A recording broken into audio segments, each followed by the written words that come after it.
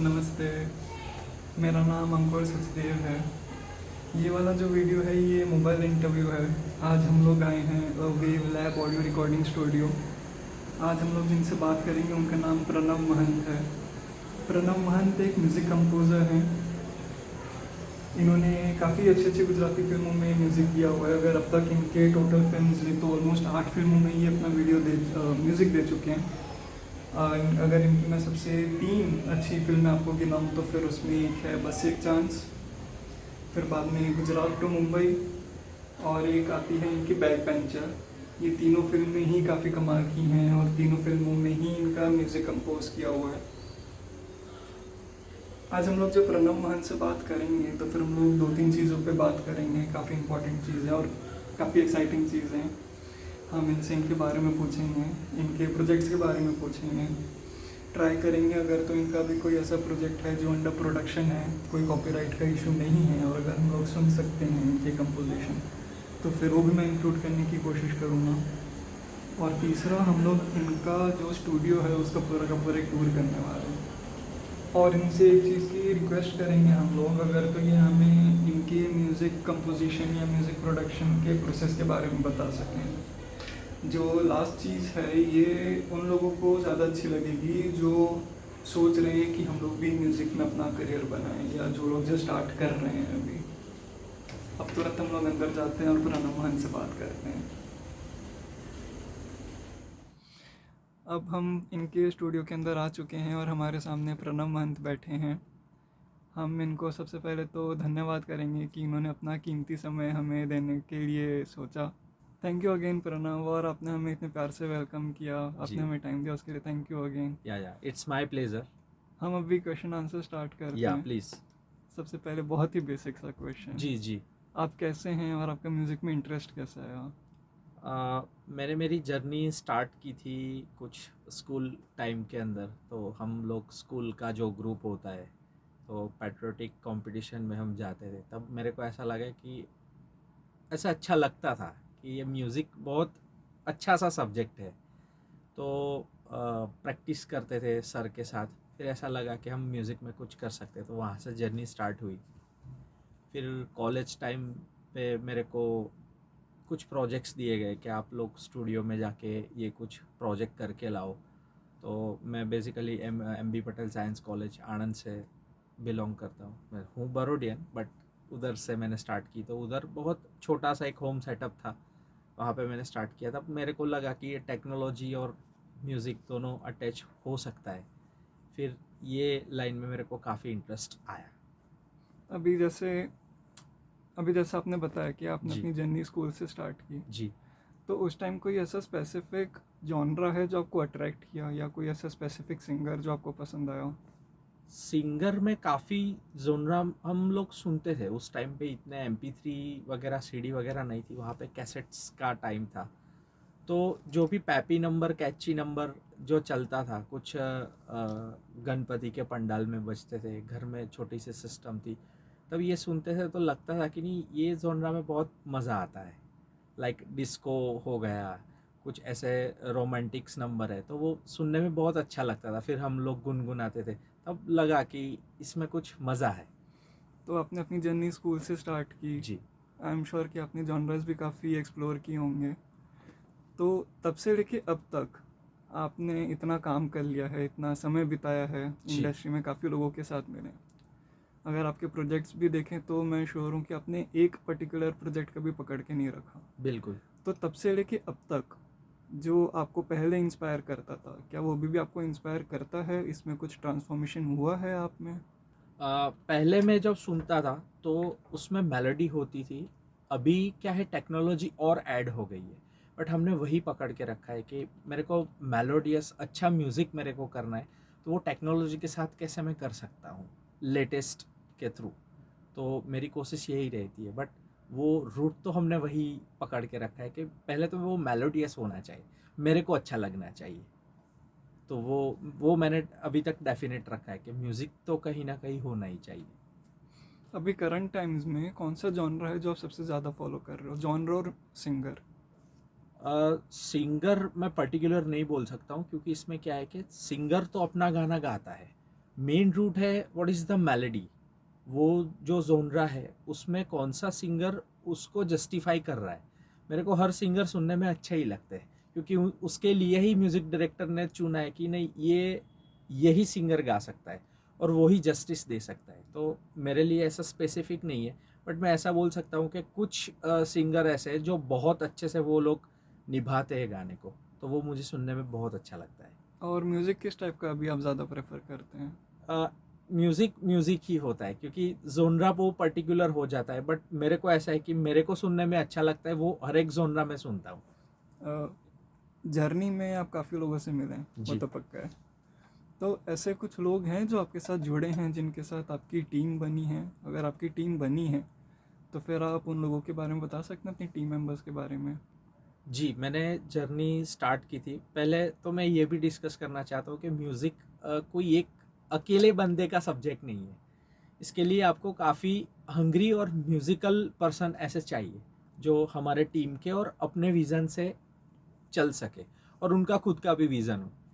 तो जब 2011 में मैंने ये स्टूडियो स्टार्ट किया, तो जब स्टार्ट किया तब मैं ऐसे बंदे को, मेरे को ऐसा लगा कि मेरे साथ कोई ऐसा बंदा होना चाहिए जो यही हंगर का और यही कान वाला बंदा होना चाहिए। तो जैसे निखिल मेरा अच्छा फ्रेंड था पहले, फिर वो मेरी जर्नी के साथ जुड़ा, तो निखिल और प्रणव हो गए, और बाद में जुड़ा शैलेश। तो हम निखिल, प्रणव, शैलेश तीन मिलके एक ट्रायो का हमने ग्रुप फॉर्म किया।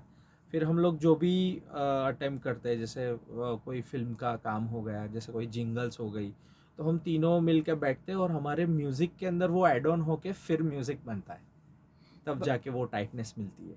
आपकी टीम में आप लोग डिसाइड कैसे करते हो कि किसका कंट्रीब्यूशन क्या होगा, और जो फाइनल आउटपुट है वो कैसे आप लोग डिसाइड करते हो कि फाइनल आउटपुट किसका होना चाहिए? Final output as in project कौन पूरा एक सुपरवाइज करता है? ऐसा तो नहीं है, बट एक विज़न होना चाहिए, और तीनों में से कौन सी चीज़ अच्छी होती है उसके ऊपर हम लोग ज़्यादा प्रोसेस करते हैं। काम तो हमको तीनों को करना है, बट उसमें सुपीरियर कौन सा है वही हम इम्प्लीमेंट करते हैं। ऐसा नहीं है कि जैसे मैंने कुछ रिदम का पार्ट देख लिया तो मैं सिर्फ रिदम ही करूँगा, या तो मेरा मिक्स का काम है तो सिर्फ मैं ही देखूँगा, ऐसा नहीं है। हर एक बंदे का काम है कि सबको इक्वल करना है, उसमें से जो बेस्ट होता है वो हम तीनों मिलकर डिसाइड करते हैं कि नहीं अभी इसके ऊपर फोकस करते हैं, फिर जाके उसके ऊपर प्रोसेस होता है। तो कौन करेगा उससे अच्छा है कि कौन सा अच्छा है उसके ऊपर हम लोग ज़्यादा फोकस करते हैं। म्यूज़िक आप तीनों ने सीखा हुआ है, या कोई ऐसे हैं जिनका नेचुरल टैलेंट है, जिनको नेचुरली वो चीज़ लाइक पकड़ में मी, है? मेरा स्कूलिंग नहीं हुआ है, बट जो निखिल है वो MSU म्यूज़िक डिपार्टमेंट से है, MSU as in performing arts. Maharaja Sayajirao ji ji, university? और वहाँ से सीखा है। और Shailesh is very good guitarist cum pianist. But हमारा जो सोच है कि म्यूज़िक में क्या फीडिंग होना चाहिए, कहाँ पे कौन सा एलिमेंट हमको फीडिंग करना है, इसका मूड क्या रहेगा, फ्लेवर क्या रहेगा, तो वो ये एज अ गॉड गिफ्ट है। कहीं ना कहीं ऐसा भी बोल सकते हैं कि हम तीनों का ऑरा भी मैच है, तो शायद मेरे को जो थॉट प्रोसेस आएगा वो दोनों को हो सकता है कि वो नियर बाई 90% वो लोग वही सोचते हैं, क्योंकि हम लोग एक ही छत के नीचे, एक ही स्टूडियो के नीचे हम लोग काम करते हैं, तो कहीं ना कहीं ये ऑरा मैटर करता है। जैसे आपके ग्रुप में 3 लोग हैं, आप खुद, प्रणव, जी, शैलेश और और निखिल। निखिल। तो आप तीनों में ऐसी कौन सी क्वालिटीज़ हैं आपके असेसमेंट में कि यूनिक हैं? जैसे कि अगर आप में कोई क्वालिटी है तो बाकी 2 मेंबर्स में नहीं है। जी, अगर मान लो कि शैलेश भाई में कोई क्वालिटी है तो बाकी 2 मेंबर्स में नहीं है। करेक्ट, तो आपके असेसमेंट में हर एक मेंबर की कोई ऐसी क्वालिटी आप शेयर कर सकते हैं? श्योर। जैसे मेरी एक क्वालिटी है, जैसे मैं टेक्निकल में ज़्यादा हूँ और रिदम मेरा फोर्टे है, तो कहीं ना कहीं एक रिदम और स्ट्रक्चर तो बनता है, बट उसके अंदर जो एक्स्ट्रा तड़का लगता है कि जैसे डीप में गए, तो वो मेरी मास्टरी है, कहीं ना कहीं मेरा फोर्टे है। जैसे निखिल की बात हो गई, तो जैसे वो कंपोजिशन में कुछ सोचता है तो उसके ऊपर हम और मैं या तो फिर शैलेश वो ऐड ऑन कर सकते हैं। और शैलेश की कैरेक्टरिस्टिक है कि वो ऑलवेज ऑफ बीट, जो जोनरा नहीं इंट्रोड्यूस हुआ है वो काफ़ी एक्सपेरिमेंट उस सब चीज़ों में करता है। लाइक गिटार के अंदर सपोज गिटार प्लग से बजाने वाली चीज़ है, तो उसके ऊपर भी वो रिदम बजा सकता है, क्योंकि वो ऑफ बीट में ज़्यादा बिलीव करता है। उसको ऑफ बीट ज़्यादा पसंद है। तो वो कुछ हमारे उसमें अंदर जो भी एड ऑन जो भी हो रहा है, जो ऑफ बीट है, वो सब शैलेश का ही काम होगा। आपको जो अच्छे से सुनाई देगी वो कहीं ना कहीं मेरा थॉट प्रोसेस होगा, और आपको जो भी मेलोडी और ये सब स्ट्रक्चर आप सुन रहे हो वो कहीं ना कहीं उसमें निखिल होगा। आप अपने स्टूडियो का जो सेटअप है जी। आप उसको एक बार ही डिस्क्राइब कर सकते हैं? वैसे तो हम लोग अलग से टूर लेंगे, लेकिन अगर आपको ब्रीफली उसको डिस्क्राइब करना हो तो फिर आप कर सकते हैं। जब कॉलेज टाइम के जब मैंने मेरी जर्नी स्टार्ट की ड्यूरिंग कॉलेज टाइम, तो एक होम सेटअप था। तब मुझे इतना पता नहीं था कि कौन से इक्विपमेंट, उस टाइप पे गूगल था बट बहुत लिमिटेड, कुछ पोर्टल रहते थे, कुछ ऐसे आर्टिकल रहते थे जो यहाँ पे अवेलेबल नहीं है। फिर देख देख के पता चला। तो जो जनरेशन से मैंने स्टार्ट किया, जनरेशन 1, तो बेसिक एक ऑडियो इंटरफेस था और एक डायनेमिक माइक से हम लोग पायलट रिकॉर्ड करते थे। फिर मैंने अपग्रेड किया कंडेंसर माइक। फिर जो भी मेरा ऑडियो इंटरफेस था उसको मैंने अपग्रेड किया, मॉनिटर्स सारे अपग्रेड किए। तो जो भी स्टूडियो अगर आपको सेटअप करना है तो बेसिक आपके लिए आपके पास चाहिए एक अच्छी computer system, second audio interface, third is अच्छा माइक्रोफोन, और मोस्ट एमपी अच्छा अकॉस्टिक, ताकि वो सब अच्छे से जेल करके अच्छे से सुनाई दे हमको। अभी जो आपने अपना पूरा स्टूडियो सेटअप किया है इसमें आप काफ़ी सारे प्रोफेशनल प्रोजेक्ट्स के लिए म्यूज़िक कंपोज करते हैं, जी। तो इसमें आपको आपके जो भी इक्विपमेंट हैं या सॉफ्टवेयर हैं ये आप कितना फ्रीक्वेंटली अपग्रेड करते हो, और ये अपग्रेडेशन आपके साइड से होते हैं या सामने अक्सर सॉफ्टवेयर आपको पिच करता है? या श्योर, आपका बहुत अच्छा क्वेश्चन है। अगर हमको प्रोफेशनली कुछ भी काम करना है तो डे बाय डे हमको अपग्रेड रहना ही पड़ता है। वो कटिंग एज होना चाहिए, क्योंकि अभी क्या है कि फैसिलिटीज़ और भी बढ़ती जा रही है। लाइक एआई का ज़माना अभी चल रहा है, तो हमको एआई के साथ भी कन्वर्ट होना पड़ेगा। अभी मेलोडी तो मैं अच्छी बनाऊंगा बट लाउडनेस उतनी अच्छी नहीं मिलेगी शायद से, तो मेरे को वो भी अपग्रेड करना पड़ेगा। सॉफ्टवेयर का भी नॉलेज उतना लेना पड़ेगा, और हर रोज़ मेरे को मेरा कुछ ना कुछ 1 या 2 घंटे का टाइम रहता ही है। शायद नाइट में रहता है, शायद अर्ली मॉर्निंग में रहता है, क्योंकि मैं हर रोज़ कुछ ना कुछ देखता रहता हूँ कि अभी इसमें क्या टेक्नोलॉजी है। क्योंकि अगर वो टेक्नोलॉजी से नहीं चले तो कहीं ना कहीं प्रोडक्शन तो अच्छा रह रहा है बट वो क्वालिटी हमको नहीं मिल रही जो करंटली चल रही है, तो उसके लिए अपग्रेड रहना ही पड़ेगा। अभी जैसे आपने एआई के बारे में बात की, आर्टिफिशियल इंटेलिजेंस, तो इसमें ज़्यादा डीप में तो नहीं जाएंगे क्योंकि फिर बहुत ही हाँ टेक्निकल हाँ हो हाँ हाँ जाएगा, और अभी हम लोग हाँ उस हाँ हिसाब से आए भी नहीं उसमें बात करने। लेकिन अगर आपको ऊपर ही ऊपर इसके बारे में कुछ बोलना हो हाँ। कि एआई का इंटीग्रेशन आपके म्यूज़िक कंपोजिशन में हम्म। या ओवरऑल म्यूज़िक इंडस्ट्री में अभी एज ऑफ नाउ 2025 मिड में क्या इम्पैक्ट लेके आ रहा है, और हम्म। आप इसको आगे एज एन अपॉर्चुनिटी क्या देखते हैं? तो जैसे मैंने एआई टूल्स की बात की, तो एआई अभी आ गया है बट एआई के अंदर क्या प्रॉम्प्ट लिखना है, कौन से जोनरा में क्या बनाना है, उसके अंदर क्या है, इसके लिए भी आपको वो नॉलेज होना चाहिए कि मैं एआई को क्या प्रॉम्प्ट दे सकता हूँ। जोनरा का भी नॉलेज होना चाहिए। बट एआई में ऐसा बोल सकता हूँ कि एक आपको स्टार्टअप, बेसिक स्टार्टअप तो दे ही सकता है। मतलब रेफरेंस हमको क्या लेना है, क्या वो एआई टेक्नोलॉजी कर सकती है? डेफिनेटली 100% तो नहीं करेंगे, क्योंकि म्यूज़िक इज़ अ आर्ट, और हर एक का आर्ट अलग होता है। जैसे मेरा हर एक दिन का या हर एक महीने का, हर 15 दिन का मेरा मिक्स अलग होगा। लाइक हम कुछ कुक कर रहे, तो मैं बता सकता हूँ कि एक रेसिपी है वो हर दिन में मेरे से एक सही से वही नहीं मिलेगी, कुछ ना कुछ तो वैरायटी मिलेगी, भले एक ही सब्जी है या तो एक ही रेसिपी है, मैं ये बोल सकता हूँ। तो एआई का भी प्रॉम्प्टिंग आपको देना है तो उसके लिए भी आपको पढ़ना पड़ेगा, और एआई हमको कौन सा वो दे रहे हैं तो उसके ऊपर मैटर करता है कि अपना जो भी क्लाइंट है वो उसमें सेटिस्फाइड है या नहीं। तो आप जो प्रॉम्प्ट देते हो वो आपके एक्सपीरियंस पे बेस्ड होता है या फिर आप इसको धीरे धीरे रिफाइन करते रहते हो जैसे आगे नहीं, काम वो करते वो हो? वो हमारा एक्सपीरियंस के ऊपर होता है। जैसे रॉक जोनरा है तो मेरे को रॉक जोनरा के बारे में पता होना चाहिए कि रॉक में क्या आएगा। जैसे मेरे को एक जिंगल कंपोज करना है और मेरे पास टाइम नहीं है तो मैं एआई को प्रॉम्प्ट देना चाहता हूँ, एआई ने जैज़ में बनाया है, मुझे चाहिए रॉक। अगर मेरे को रॉक और जैज़ का डिफरेंस पता नहीं है तो ये म्यूज़िक मेरे को ऐसा लगेगा कि ये बस मज़ा नहीं आ रहा है, बट मेरे को क्या चाहिए वो एआई को कैसे पता चलेगा कि आपको क्या चाहिए? तो उसके लिए भी इसका नॉलेज होना बहुत ज़रूरी है। अभी इतने सालों में जो आपने काम किया है, 2011 में आपने स्टूडियो सेटअप किया था, तो तब से लेके अब तक ऑलमोस्ट 14-15 साल हो गए हैं। जी। तो फिर 14-15 साल में आपने कितने, मतलब किस किस टाइप के प्रोजेक्ट्स पे काम किया है, और अभी कोई ऐसा प्रोजेक्ट है जो आपका अंडर प्रोडक्शन है, जो आपका खुद का हो? जैसे 2011 से मैंने स्टूडियो स्टार्ट किया, तब तो मैं समझ रहा था कि क्लाइंट बेस कैसा होना चाहिए। जैसे मेरा एक ड्रीम था कि मेरे को स्टूडियो करना है, तो स्टूडियो तो हो गया, बट अभी वो जोनरा पे काम करना है, कोई ऐसे बंदे के साथ काम करना है जो मुझे समझ पाए कि मेरे को कैसा म्यूज़िक चाहिए। फिर ट्रायोफॉर्म हुआ, तो जब से ट्रायोफॉर्म हुआ तो सबसे ज़्यादा हमने स्पिरिचुअल पे ज़्यादा काम किया है। फिर हमने ट्रेडिशनल जैसे गरबा है, डांडिया है, वो सब जोनरे पे काम किया।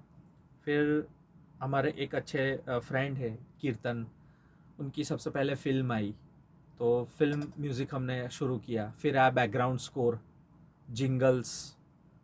तो अभी तो ऐसा है कि हार्डली कोई ऐसा जोनरा है जिसमें हमने काम नहीं किया है। ऑलमोस्ट सारे जोनरा हमने कवर तो किए, बट मेजॉरिटी जो स्पिरिचुअल है, फिल्म सॉन्ग है, वो ज़्यादा हमारे वो रहे हैं। जब आप किसी फिल्म में काम करते हो, जी। तो हम लोग तो कई बार बिहाइंड द सीन वगैरह में देखते हैं कि इंजॉय कर रहे हैं, म्यूज़िक कंपोज कर रहे हैं, 2-3 लोग बैठे हुए हैं। जी। तो एक्चुअल में वैसा होता है, या जो प्रोसेस है वो उससे कितना अलग होता है? प्रैक्टिकली कितना अलग होता है प्रोसेस, जब आप लोग म्यूज़िक कंपोज कर रहे होते हो? टाइम कितना जाता है और एफर्ट्स कितने जाते हैं?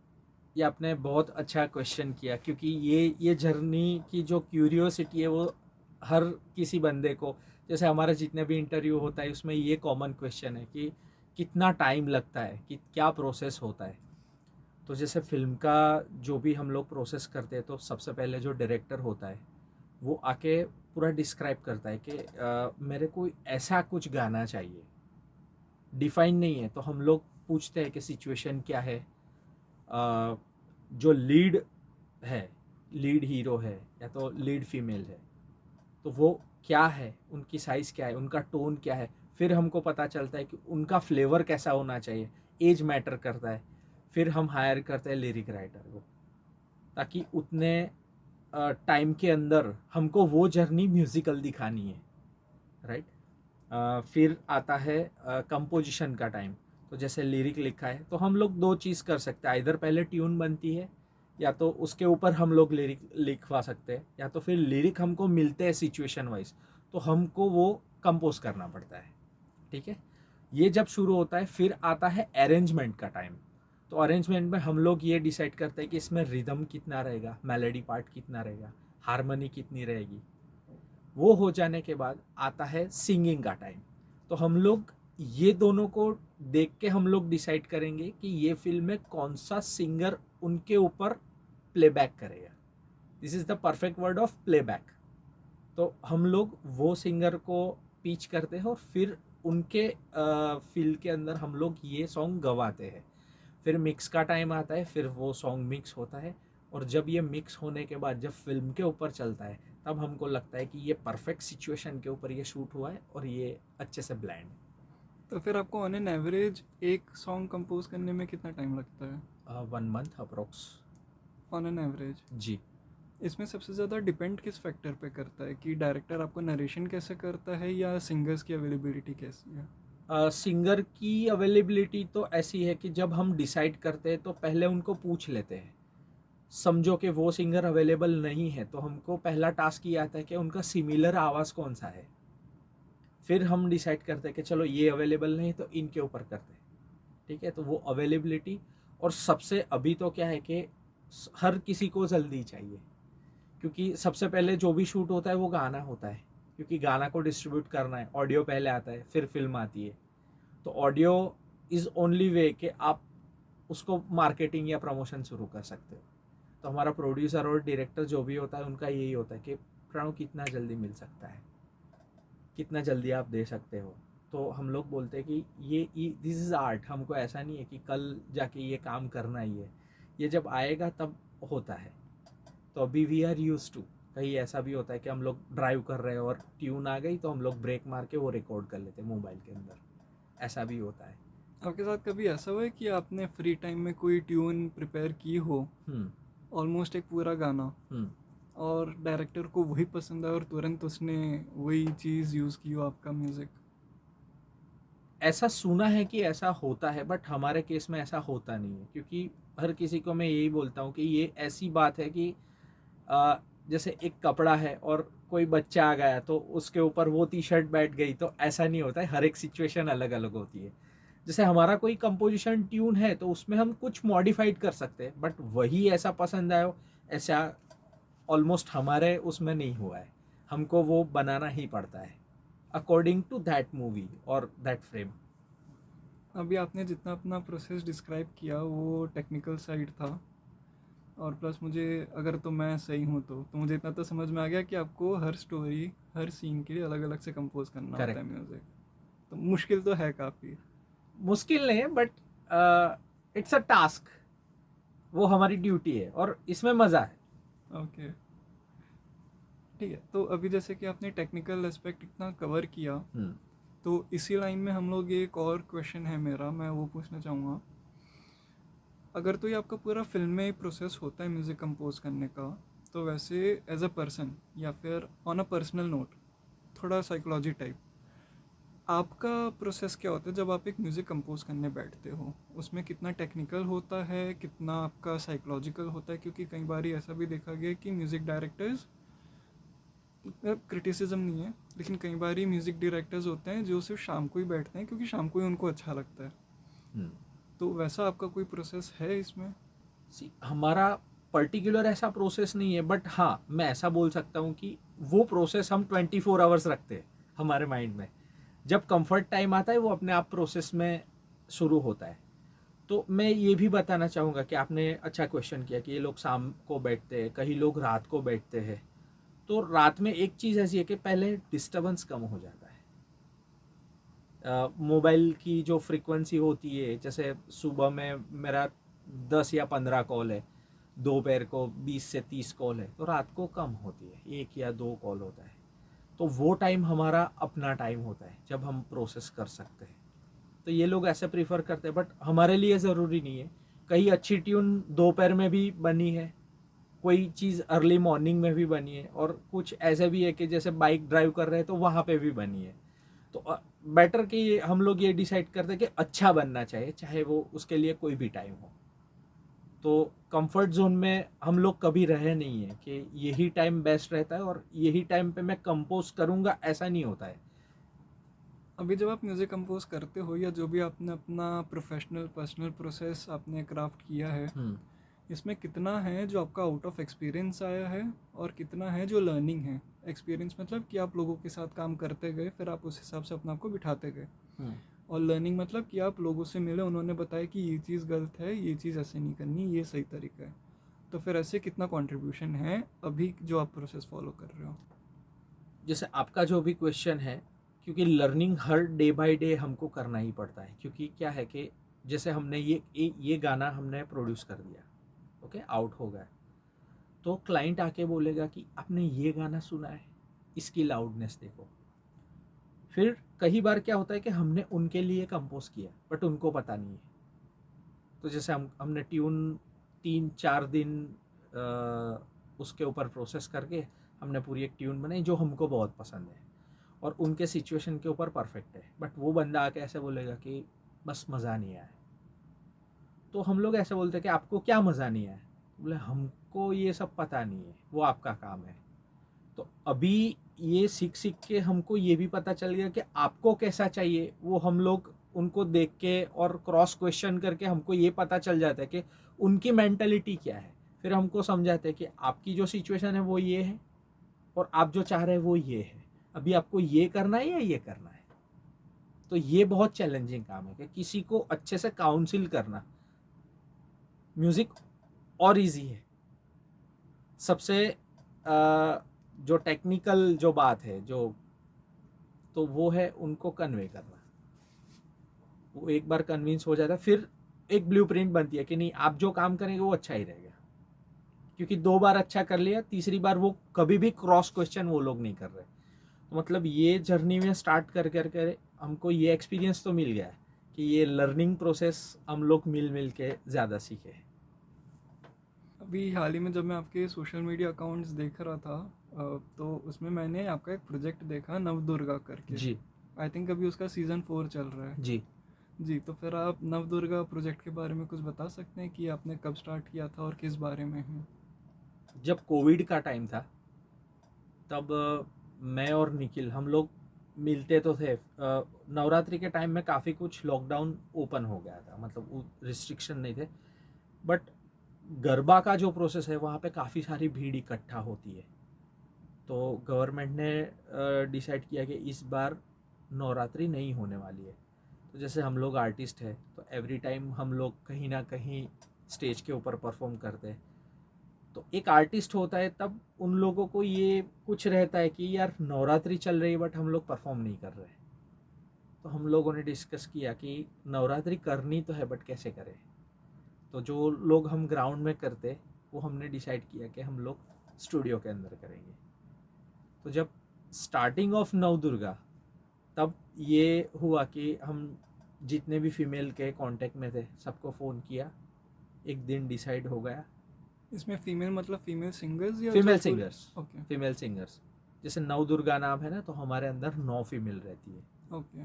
और हर एक जो नवदुर्गा है, मतलब जो भी दुर्गा है, जो भी सिंगर्स है फीमेल सिंगर्स, वो सिर्फ माता जी के ही गरबे परफॉर्म करती है। उसमें रास कहीं पे भी हमने कवर नहीं किया है। तो गरबा मतलब गरबा ही होना चाहिए। तो जितने भी अच्छे कंपोजिशन के कवर्स थे वो हमने स्टूडियो में परफॉर्म किए। तो फिर वो नवरात्रि में हमने जब रखे तब मिक्स रिस्पॉन्स आया। लोगों ने देखा, कुछ लोगों ने नहीं देखा। फिर हमने रिपोस्ट किया ऑन चैत्री नवरात्रि, तब उसका रिस्पॉन्स बहुत अच्छा आया। तब लोग ये पूछने लगे कि ये आपने कब किया। तो हम ये भी बोले कि ये लास्ट नवरात्रि का है। फिर दूसरे साल हमने ये ब्रेक रखी कि हमको इस बार नहीं करना है।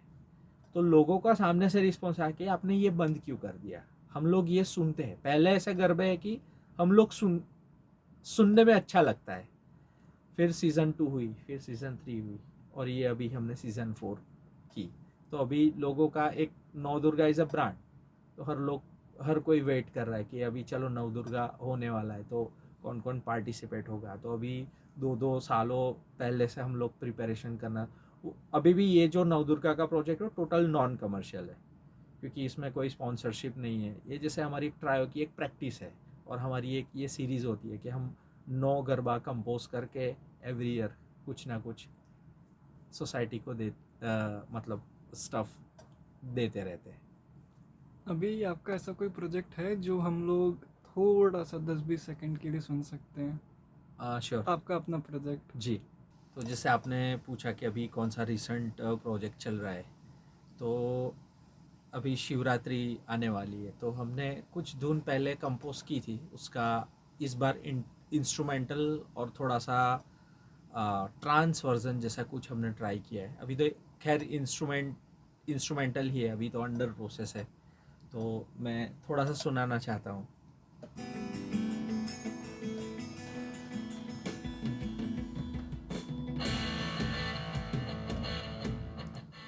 ये कुछ डिस्टॉर्शन गिटार है, ये पावर कॉर्ड्स है उसके।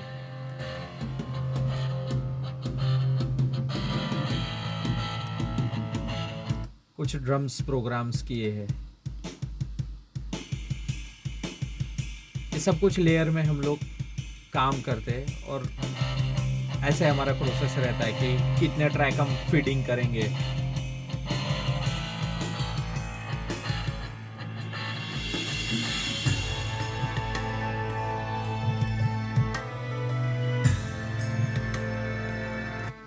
ये कुछ स्ट्रिंग का ट्रैक। तो अब हम लोग हमारे इंटरव्यू के ऑलमोस्ट फाइनल सेक्शन में आ चुके हैं। इससे पहले कि हम लोग इंटरव्यू रैप अप करें, हम प्रणव महन से रिक्वेस्ट करेंगे अगर वो हमें अपने स्टूडियो का टूर दे सकें। तो प्रणव प्लीज़। तो ये है मेरा डेस्क स्टूडियो का। तो ये जो आप स्पीकर्स देख रहे हैं उसको हम लोग बोलेंगे स्टूडियो मॉनिटर्स। स्टूडियो मॉनिटर्स इसलिए चाहिए, this is a reference monitor, क्योंकि हम लोग जो भी प्रोड्यूस कर रहे हैं वो हमें अच्छे से सुनाई दे, ठीक है। और वो जो कन्वर्ट करता है, ये है मेरा ऑडियो इंटरफेस। जो भी माइक्रोफोन का जो भी इनपुट है वो यहाँ पे आता है, वो डिजिटली कन्वर्ट होता है, फिर लैपटॉप के अंदर आता है, या तो जो भी हमारी सिस्टम है उसके अंदर आता है, वो प्रोसेस करके वापस वही आके जो हमारा स्टूडियो मॉनिटर है उसके अंदर वो प्रोड्यूस होता है, तो हम लोग जो भी है वो अच्छे से सुन पाते हैं। इसके ठीक बगल में है एक सॉलिड स्टेट लॉजिक का मास्टरिंग ग्रेड, फ्यूज़न बोलते हैं इसको। और ये मास्टरिंग का कलर बॉक्स है, तो मेरा जो भी आउटपुट रहता है सॉन्ग का वो उसके अंदर पास होके मैं इसके अंदर प्रिंट करता हूँ। और ये और एक प्री एम्प है, तो अगर ज़्यादा इनपुट की ज़रूरत पड़ती है तो मैं यहाँ से गेन लेके अपोलो के अंदर भेजता हूँ। आप हमें प्लीज़ ये थोड़ा इंटीरियर के बारे में बता सकते हैं? या जो आप इंटीरियर देख रहे हैं उसको बोलते हैं अकॉस्टिक। तो ये देखने में बहुत अच्छा लगता है, बट ये हर एक का एक कैलकुलेशन रहता है, क्योंकि जो भी हमारा स्पीकर रहता है वो कहीं ना कहीं म्यूज़िक हमारा रिफ्लेक्ट होता है। और अगर हमको रिफ्लेक्शन अगर मिलता है हमको सुनने की पोजीशन पे, तो हम लोग ये डिसाइड नहीं कर पाता है कि ये ट्रू साउंड है या नहीं है। तो ये जो भी साउंड है वो कैलकुलेट करके उसको अच्छे से डेड करे और रिफ्लेक्ट, वो लाइव होना चाहिए रूम। तो वो कैलकुलेशन से हमने ये पूरा स्टूडियो डिज़ाइन किया है। तो ये डिफ्यूज़र है, ताकि ये स्पीकर का जो भी थ्रो मिले वो अच्छे से रिफ्लेक्ट करेगा, और मुझे यहाँ पे बैठने की जो पोजीशन है वहाँ पे मेरे को अच्छे स्वीट स्पॉट पे वही सेम फ्रीक्वेंसी मेरे को यहाँ पे सुनाई देगी, जैसे आप ऊपर भी देख रहे हो। तो ये भी पूरा डिफ्यूज़र है। और ये कोने में जो भी है ये बेस ट्रैप है। बेस ट्रैप क्या होती है, जो भी स्पीकर की लो फ्रीक्वेंसी होती है ना, वो कोने में सबसे ज़्यादा एज अ स्पीकर ही काम करती है। तो यहाँ पे लो ज़्यादा सुनाई देता है, वहाँ पे कम सुनाई देता है। तो ये इक्वल करने के लिए ये जो आप पोल देख रहे हो ना, वो बेस ट्रैप है। तो मेरा ये रूम को बोलते हैं हम कंट्रोल रूम, कि जहाँ पे हम रिकॉर्ड कर सकते हैं, अच्छे से सुन सकते हैं। आप ठीक उस तरफ देखते हो तो वो है हमारा रिकॉर्डिंग रूम। तो वहाँ पे क्या होता है, जो भी परफॉर्मर आता है या तो सिंगर आता है वो वहाँ से रिकॉर्ड होता है, वहाँ से वो लोग बोलते हैं और यहाँ पे रिकॉर्ड होता है। तो दिस इज़ कंट्रोल रूम और वो रिकॉर्डिंग रूम है। तो वहाँ पे हम लोग स्विच ओवर होते हैं। इसमें आपने फ्लोर भी अलग कराया है, तो इसकी भी कुछ स्पेशलिटी है जी, फ्लोर में की? क्या होता है, जैसे फ्लोर भी एक रिफ्लेक्टर है। जैसे यहाँ पे मैंने कुछ भी क्लैप बजाया या तो जो भी है, तो फ्लोर एक ऐसी चीज़ है वो बहुत शाइनी रहती है, तो वहाँ से भी सिग्नल रिफ्लेक्ट होके हमको कान में वो गोस्ट नोट या तो गोस्ट फ्रीक्वेंसी बूस्ट होके मिलती है। तो वो ट्रू साउंड नहीं है। तो ट्रू साउंड हमको क्या करना है, जो भी स्पीकर से हम सुनते हैं वो हमको कान में सुनाई देना चाहिए। तो ऐसी फैसिलिटीज़ हमने यहाँ पे रखी है। Okay, that's nice. हम लोग आपके दूसरे रूम में चलें? श्योर।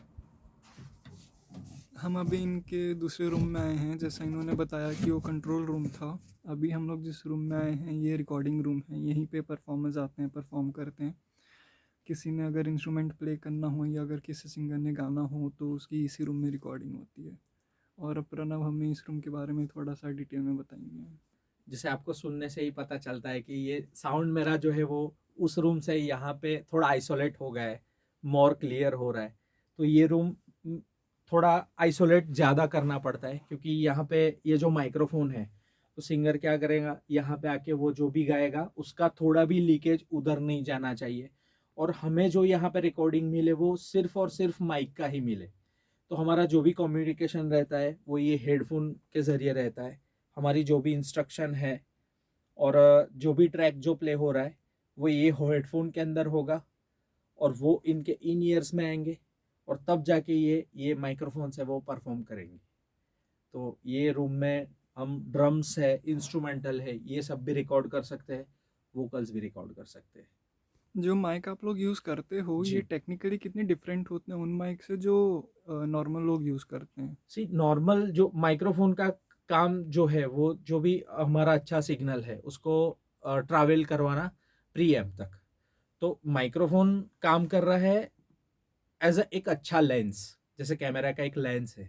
वो लेंस कितना अच्छा है, तो लाइक ये हमारा वॉइस का लेंस है, तो उसमें काफ़ी सारे, जैसे ये कंडेंसर माइक्रोफोन है AKG का, उसमें काफ़ी सारी पैटर्न रहती है, जैसे कार्डियोइड पैटर्न। कार्डियोइड में क्या है, सिंगल साउंड लेना है तो वो कार्डियोइड में हो जाएगा, अगर ड्यूएट मेरे को करना है सामने से तो ये फिगर 8 भी हो सकता है, और पूरा एनसेम्बल मेरे को रिकॉर्ड करना है वो ओमनी डायरेक्शनल में भी हो सकता है। तो ये मल्टी पैटर्न कंडेंसर माइक्रोफोन है। जैसे अभी हम लोग माइक देख रहे हैं कि आगे ये कवर्ड है पूरा, तो इसको क्या बोलते हैं और इसको लगाने का पर्पस क्या है? तो आपका क्वेश्चन ये है कि ये जो आप कुछ छन्नी जैसा देख रहे हो उसको बोलते हैं पॉपअप फिल्टर। जैसे ये पॉपअप फिल्टर मैंने हटा लिया, तो जैसे कुछ वर्डिंग ऐसे होते हैं जैसे प फ, तो उसके अंदर एक एयर ब्लो होती है, तो जब ये होती है तो साउंड करती है फक, फक, ऐसा आवाज़ कुछ आता है।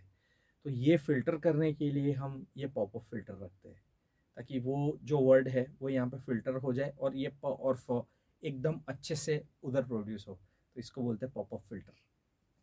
यहाँ भी जो आपने कांच लगाए हैं, ये भी कुछ इनका क्वालिटी है कांच का अलग, साउंड प्रूफिंग में कैसे मदद करते हैं ये? ये जो शीशा जो ग्लास देख रहे हैं ना, वो क्या है कि मैं ऐसा विजुअली देख सकता हूँ कि यहाँ पे क्या प्ले हो रहा है, सुनाई तो मेरे को स्पीकर में ही देगा, बट मेरा जो भी मूवमेंट है या तो बॉडी लैंग्वेज है तो मैं यहाँ से कन्वे कर सकता हूँ। तो ओके। कांच ये है कि हम लोग देख सकते हैं सही, बट साउंड ट्रैवल यहाँ से यहाँ नहीं करेगा। इनकी थिकनेस कितनी होती है? शायद ये 5 या 6 mm का है, 6 और 6 mm उधर भी है, और उसके बीच में जो भी है वो पूरा वैक्यूम है, तो ये तो वैक्यूम रखने का कोई कारण होता है? साउंड ट्रैवल नहीं होता है वैक्यूम में। ओके। और ये जो हम लोग यहाँ पे वॉल देख रहे हैं, आप इनके बारे में कुछ बता सकते हैं कि क्या मटेरियल है?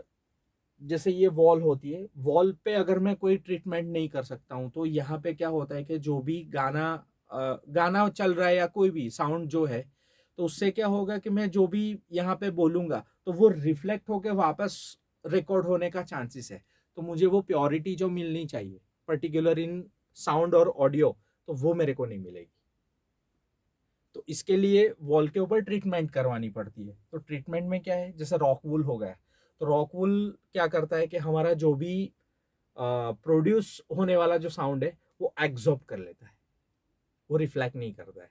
तो उसके ऊपर जो भी ट्रीटमेंट है वो ये रॉक वूल है, फिर उसके ऊपर मैंने ये कर्टेन पूरे लगाए हुए हैं। तो फिर इसके लिए आपने कस्टमाइज़ कितना कराया, या फिर अगर ऑर्डर था तो फिर आपको लोकली कितना फुलफिल हुआ और आपको कितना स्पेशली बाहर से मंगवाना पड़ा? ये तो टोटली स्पेशल, क्योंकि ये एक स्पेशल चीज़ ही हो गई है, क्योंकि ये कॉमन रूटीन वाली प्रोसेस नहीं है। तो उसके लिए मैंने जो भी करवाया है वो एजेंसी को कंसल्ट करके और आर्किटेक्चर को डिज़ाइन करके यहाँ पे मेरे को कितना साउंड चाहिए वो कैलकुलेशन से फिर ये पूरा स्ट्रक्चर डिज़ाइन हुआ है। जैसे अभी हमने आपके कंट्रोल रूम में देखा, वहाँ ऊपर वुडन सीलिंग था, हम्म लेकिन यहाँ पे नहीं है। हम्म तो फिर ये दोनों में डिफरेंस क्या है और क्यों है? सबसे ज़्यादा ज़रूरत पड़ती है अकोस्टिक की, तो वो है कंट्रोल रूम में, क्योंकि कंट्रोल रूम में मुझे एक्यूरेट सुनना है, और ये जो है वो पूरा थोड़ा सा लाइव चाहिए और आइसोलेट चाहिए। तो उधर का जो सिनारियो है वो अलग है, और इधर का सिनारियो जो है वो अलग है, क्योंकि इसमें मेरे को थोड़े रिफ्लेक्शन चाहिए, उधर रिफ्लेक्शन नहीं चाहिए मुझे। दैट्स वाई दोनों का जो अकोस्टिक ट्रीटमेंट है वो कहीं ना कहीं थोड़ा थोड़ा अलग है। जैसे आप फ्लोर भी देख रहे हो, फ्लोर यहाँ वो रूम से यहाँ पे थोड़ा सा ज़्यादा सॉफ्ट है वही मटेरियल, बट फील आपको वो हो रहा है थोड़ा सा बाउंसी है, क्योंकि ये रिफ्लेक्शन उतने जो ज़्यादा है वो फ्लोर पे यहाँ पे मेरे को कम चाहिए, उधर थोड़े लाइव रहेंगे तो चलेगा। तो अभी हमने इनका स्टूडियो टूर पूरा कर लिया है और अब हम लोग वापस से क्वेश्चन आंसर्स पे जाएंगे। जो हमारा लास्ट सेक्शन है अब हम लोग वो कवर करेंगे। तो थैंक यू सो मच। अभी हमने आपका म्यूज़िक भी सुना, बहुत ही अच्छा था, बहुत ही इंटरेस्टिंग था। पूरा तो खैर मैं इंक्लूड नहीं कर पाऊँगा समय की वजह से।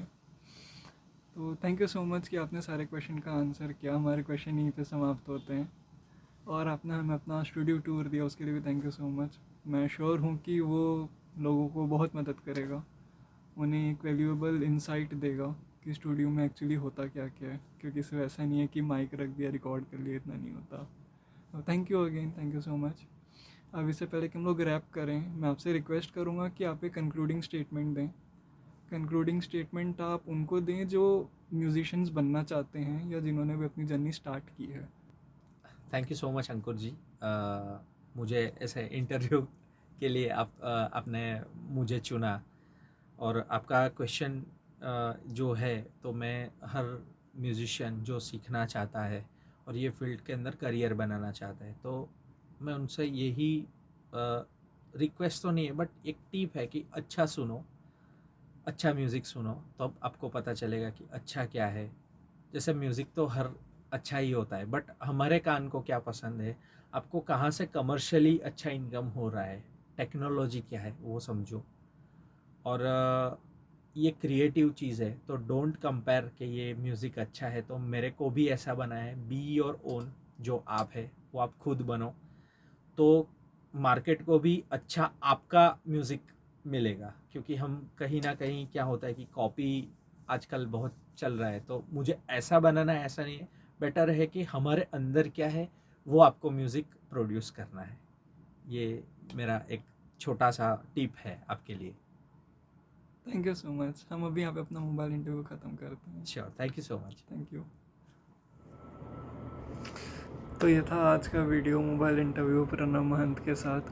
आई होप कि आप लोगों को काफ़ी अच्छा लगा होगा। जब प्रणव और मैं बात कर रहे थे तो हमें तो काफ़ी मज़ा आया। मैं उम्मीद करता हूँ कि वही मज़ा आप लोगों को हमारे वीडियो में दिखा होगा। शुरू से लेकर एंड तक आप लोगों ने काफ़ी इन्जॉय किया होगा। जो भी आप लोगों के फीडबैक हैं प्लीज़ आप नीचे कमेंट सेक्शन में दे दीजिए, मुझे बताइए कि आपको कैसा लगा। साथ ही साथ इस चैनल को सब्सक्राइब करना मत भूलना।